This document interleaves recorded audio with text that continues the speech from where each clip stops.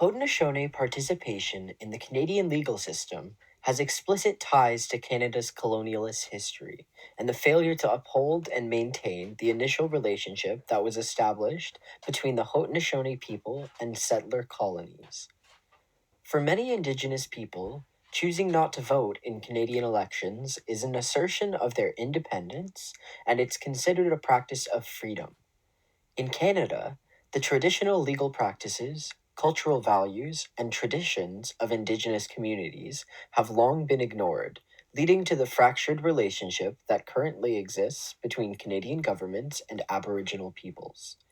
For the Haudenosaunee, this issue has deep roots and significant implications. In September, CBC News published an article exploring reasons why many Haudenosaunee people choose not to vote in federal elections.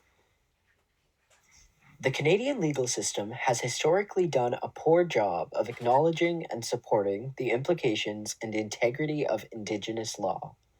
Indigenous law in Canada is complex, and each nation has traditions and values that are specific to their individual communities and culture. According to data from Elections Canada, 1,851 people voted in the 2015 federal election across all 7 Haudenosaunee communities in Canada. That number represents just about 6.6% of eligible voters living on reserve in those communities.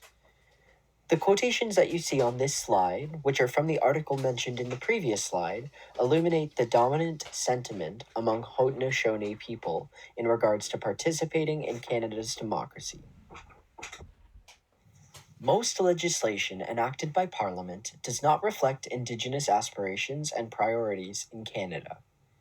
Many Indigenous peoples have become suspicious of reform efforts because of the Canadian government's repeated attempts to forcibly eliminate their languages, laws, land, government, and culture. Many wonder why they should desire greater integration within a state that has almost shattered lifeways and community structures. The two-row wampum, which you see on the right, is a traditional Haudenosaunee symbol of treaty making, which I will go into greater detail about shortly. The two-row wampum illuminates a clear demonstration of Canada's failure to uphold its end of the relationship in the context of Indigenous rights and protections. The Haudenosaunee, or Iroquois, as they're referred to by the French, Confederacy, is made up of the Mohawk, Seneca, Onondaga, Oneida, Cayuga, and Tuscarora nations, which have 7 communities in Canada, all located within southern Quebec and Ontario. The Haudenosaunee Confederacy is considered one of the first and longest-lasting participatory democracies in the world. Each of the nations of the Haudenosaunee are united by a common goal to live in harmony. Each nation maintains its own council, but allows the Grand Council to deal with issues affecting nations within the Confederacy. The Haudenosaunee Confederacy's constitution is believed to be a model for the American Constitution. The Haudenosaunee people have a deep and rich history that runs far beyond Canada's own history. With this in mind, we can begin to understand why independence is such an important expression within these communities. For the Haudenosaunee, wampum belts carry great communicative value as a medium for sharing messages. Upon first contact, alliances between the Haudenosaunee and colonists were sometimes recorded on wampum, one example of which is the two-row wampum. Furthermore, wampum belts have often been used as a means of recording tradition and history among Indigenous communities.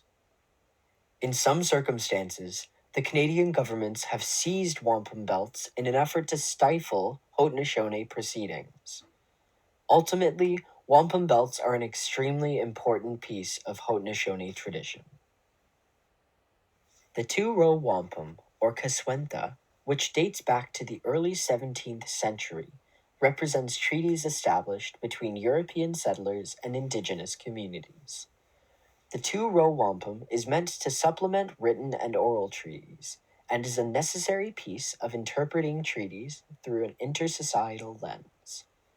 The 3 white rows on the belt represent the European desire to live amongst Indigenous peoples with peace, friendship, and respect. The 2 purple rows represent the Crown's River of Life and the Indigenous River of Life, separately, as 2 distinct yet parallel streams. The 2-row wampum is still referred to today. However, over the course of history, the integrity of the belt has not traditionally been respected by settlers and the Canadian legal system. There are a few key points that should be taken away from this case study. While only 6.6% of eligible Haudenosaunee voters participated in the 2015 Canadian federal election, we know that many Haudenosaunee consciously choose not to participate in the Canadian democracy as a means of asserting their own rights and freedoms. This is something that can be described as the politics of refusal.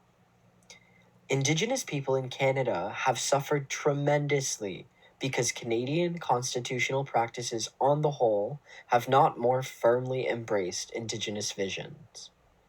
This suffering has led to a pervasive sense of distrust and lack of agency among the Haudenosaunee and many other Indigenous peoples in the context of the Canadian legal system. Moving forward involves establishing a renewed sense of trust, respect, and understanding between Canadian governments and Indigenous communities. The path forward involves a long and winding road. However, it is imperative that we are proactive in establishing a foundation for the development of a renewed relationship between Canadian governments and Indigenous communities. Reconciliation should be reframed as conciliation, as suggested by the final report from Queen's Truth and Reconciliation Commission Task Force. Conciliation is something that has always been missing from the dynamic between First Nations and the Canadian government. Outlined in this slide are a few potential steps toward conciliation.